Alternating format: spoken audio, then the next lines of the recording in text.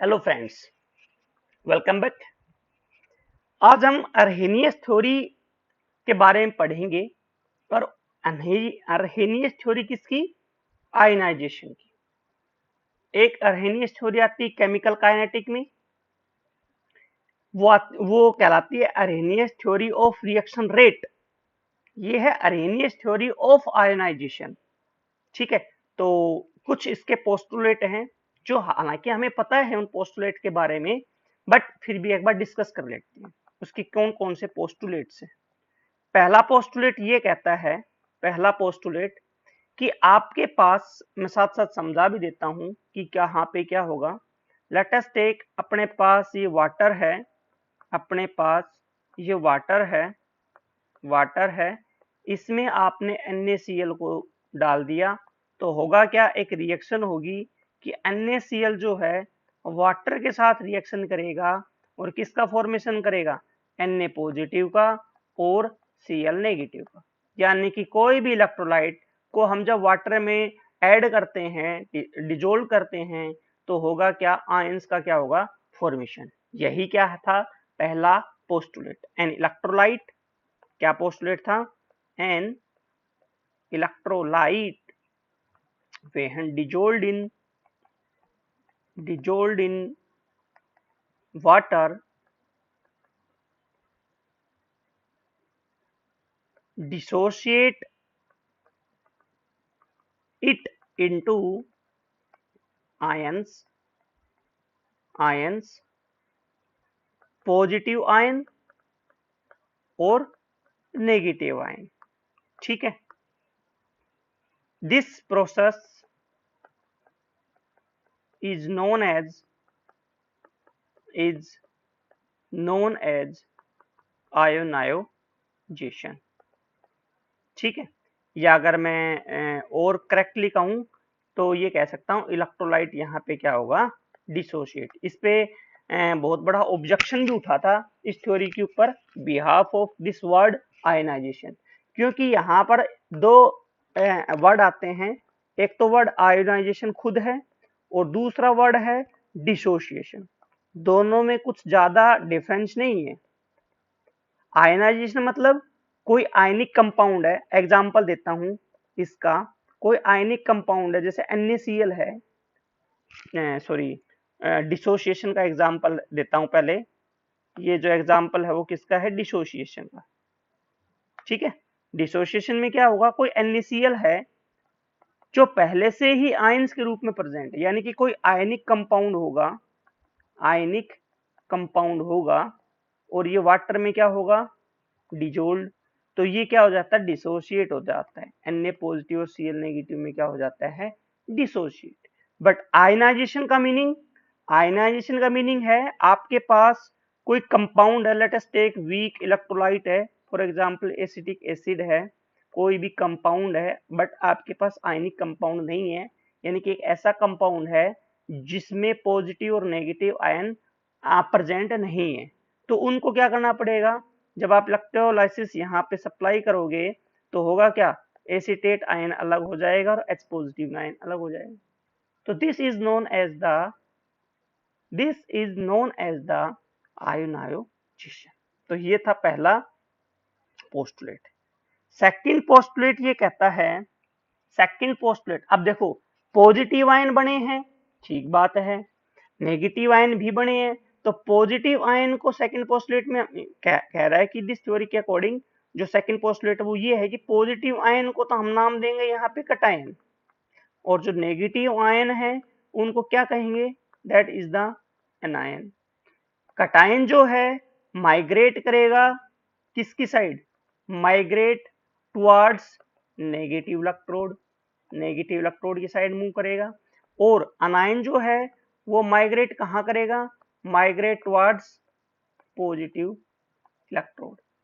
Okay, I hope कि clear हो गया कि positive ion migrate towards negative electrode and negative ion migrate towards positive electrode.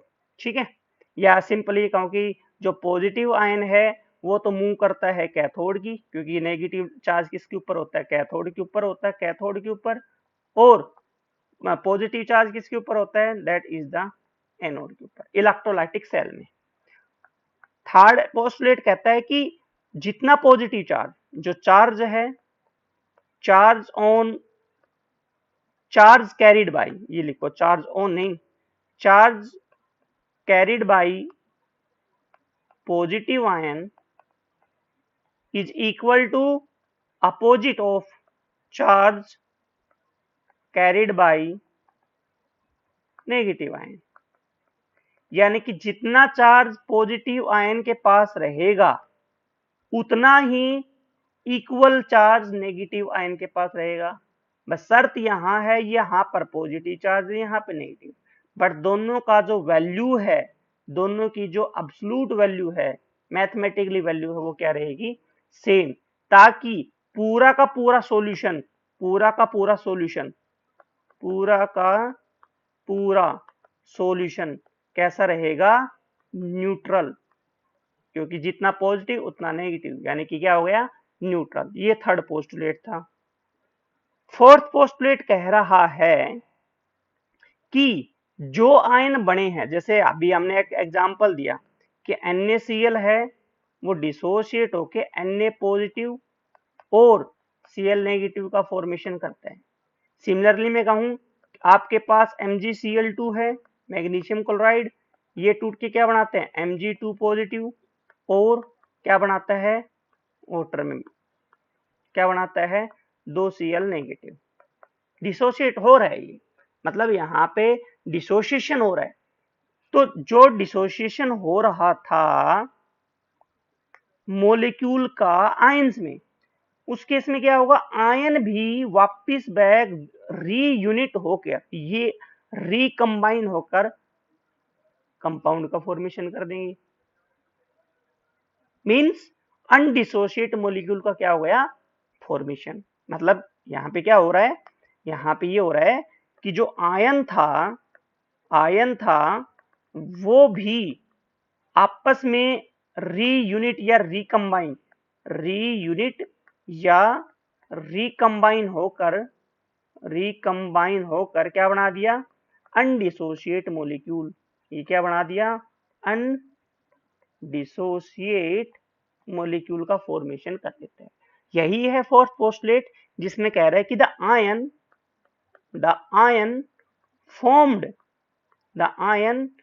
formed constantly reunit to form the undissociate molecule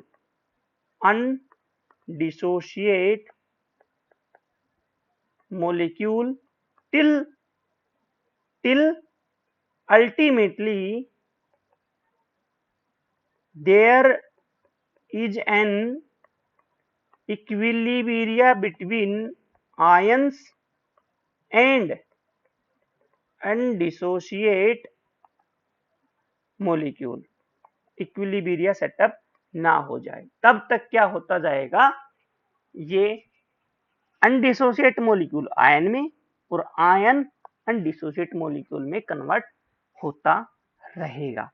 तो कहने का मतलब हुआ कि जो अनडिसोशिएट मॉलिक्यूल है उसका कितना पार्ट डिसोशिएट हुआ, वो हम किसकी टर्म में लिखेंगे, वो हम लिखेंगे डिग्री ऑफ डिसोसिएशन की टर्म में। डिग्री ऑफ डिसोसिएशन यानी कि जो अनडिसोशिएट मॉलिक्यूल है उसका कितना पोर्शन डिसोशिएट हुआ, that is the fraction of, simple image कहूं, fraction of molecule that are dissociate into ions known as the degree of dissociation, which is equal to, alpha is equal to number of molecules that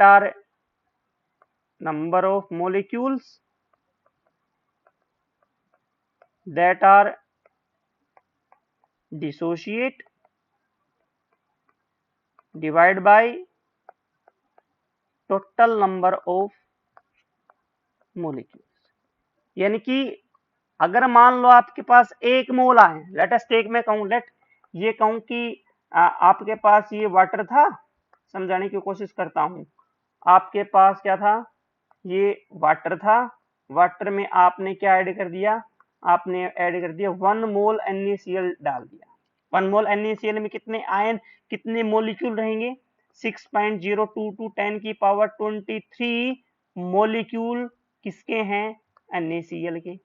और एक molecule जो है NaCl का वो dissociate होता है एक एक पॉजिटिव आयन में, और एक तो बनेगा पॉजिटिव आयन और एक बनेगा नेगेटिव आयन। यानी कि एक तो बनेगा Na पॉजिटिव, एक बनेगा Cl आयन। यानी कि एक molecule is equal to 2 ions, यही ना, डिसोशिएट हो गया।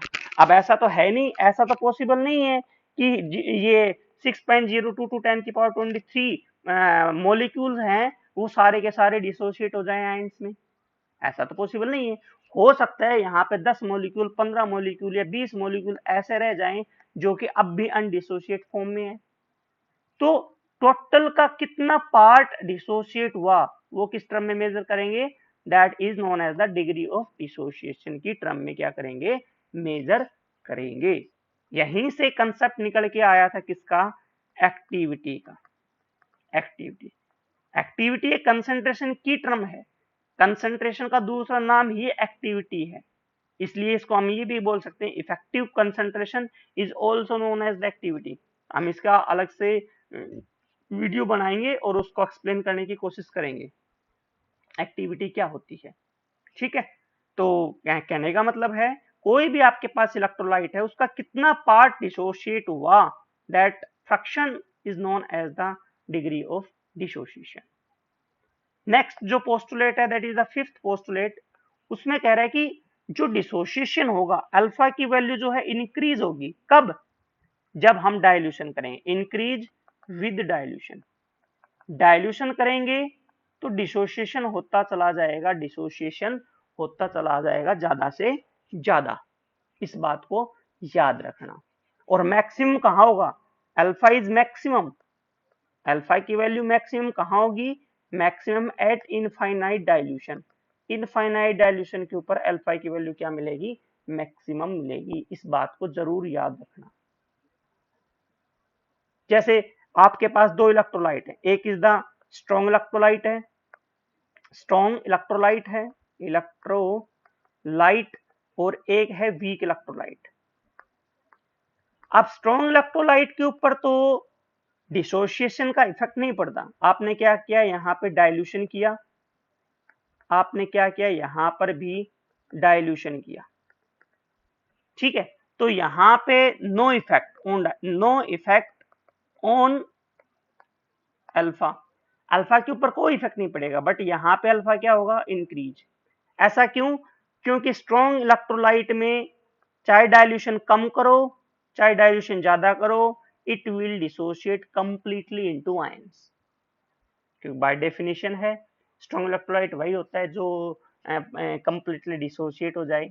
तो थोड़ा सा डाइल्यूशन करते एक साथ ये क्या होगा, कंप्लीटली डिसोशिएट होगा, फिर उसके बाद भी आप डाइल्यूशन करते जा रहे हो तो किसी प्रकार का कोई डिसोसिएशन नहीं होगा, इसलिए no effect. But weak electrolyte में आप डाइल्यूशन करोगे वीक इलेक्ट्रोलाइट डिसोसिएट होगा, और डाइल्यूशन करोगे और वीक इलेक्ट्रोलाइट क्या होगा, डिसोसिएट होगा, और करोगे और डिसोसिएट हो जाएगा। इवन यहां आप ये कहो कि अगर आपने वीक इलेक्ट्रोलाइट के ऊपर इनफाइनाइट डाइल्यूशन कर दिया तो जो अल्फा की वैल्यू मिलेगी यहां से वो क्या मिलेगी अपने को, मैक्सिमम फॉर वीक इलेक्ट्रोलाइट।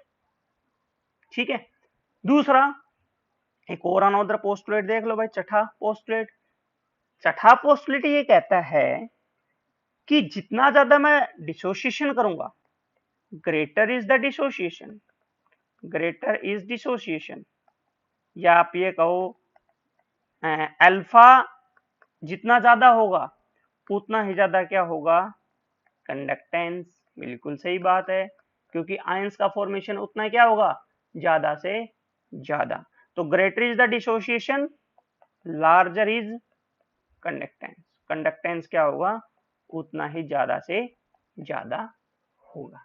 तो ये थे कुछ पोस्टुलेट्स, ठीक है, जो किसको एक्सप्लेन करते थे, अरहिनियस थ्योरी को। कुछ और भी हैं, जैसे कोई यहाँ पे आयंस का फॉर्मेशन हुआ है, तो हमें ये पता है कि जो आयंस हैं वो बिहेव कैसे करता है as a molecule, colligative property वहां पे क्या हो जाती थी, सारी की सारी डिक्रीज हो जाती थी, इसीलिए वो कंसेप्ट आया था वहां पर। कौन सा कंसेप्ट बोले तो ये won't of factor, won't half factor, ये कंसेप्ट निकल के आया था, क्योंकि मॉलिक्यूल या तो डिसोशिएट हो रहा था या एसोसिएट हो रहा था। तो यहाँ पे पोस्टुलेट क्या है, the ions produce, the ion produce by dissociation of an electrolyte behave like molecule towards colligative property,